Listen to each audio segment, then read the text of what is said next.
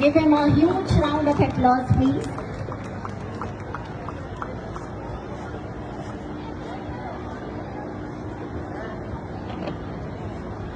भारत माता की।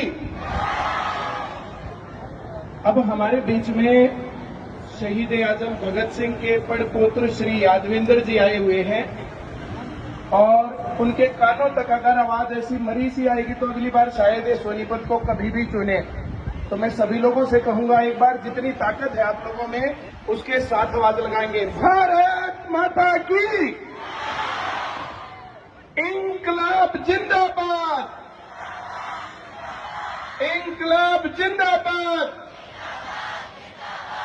जो शहीद आजम भगत सिंह थे तो शहीद आजम भगत सिंह का सबसे प्रिय नारा था इंकलाब जिंदाबाद।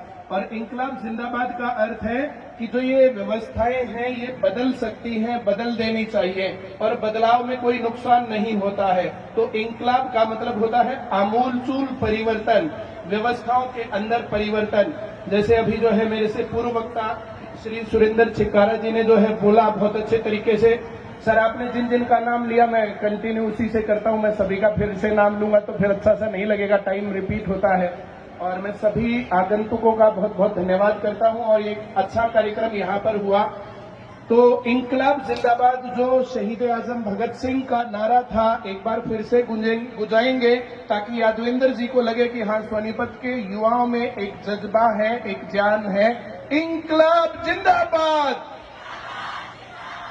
शहीद आजम भगत सिंह अमर रहे।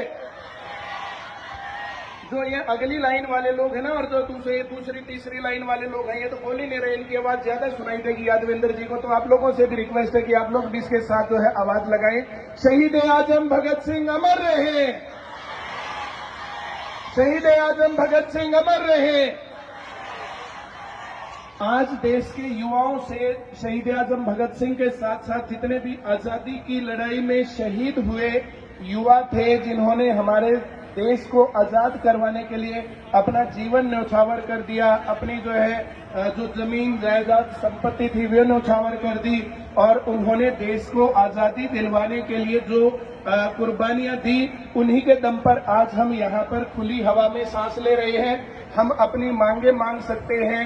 भारत जो है लोकतंत्र बन गया है, वोट के साथ हम लोग जो है अपने अधिकारों की बातें कर सकते हैं, अपनी डिमांड्स रख सकते हैं। तो हमें सदैव आभारी रहना चाहिए उन सभी का।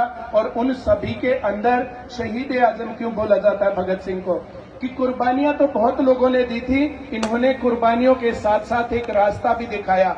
और शहीद आजम भगत सिंह ने कहा था कि देश जो भारत देश है यहाँ पर जो नौजवान हैं उन नौजवानों का बौद्धिक पक्ष कमजोर रहा है, यहाँ के लोगों को पढ़ना चाहिए।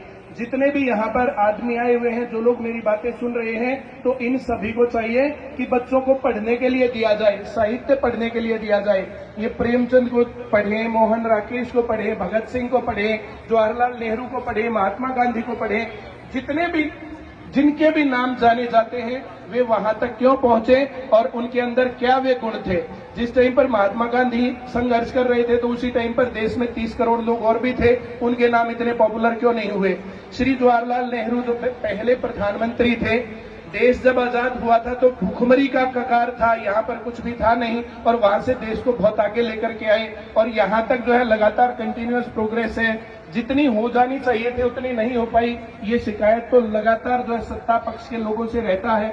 लगातार सरकारें बदली हैं, कभी कोई पार्टी कभी कोई पार्टी, लेकिन फिर भी विकास को ये नहीं कह सकते कि विकास नहीं हुआ है। विकास लगातार होता रहा है और आगे भी इस प्रकार से विकास होना चाहिए।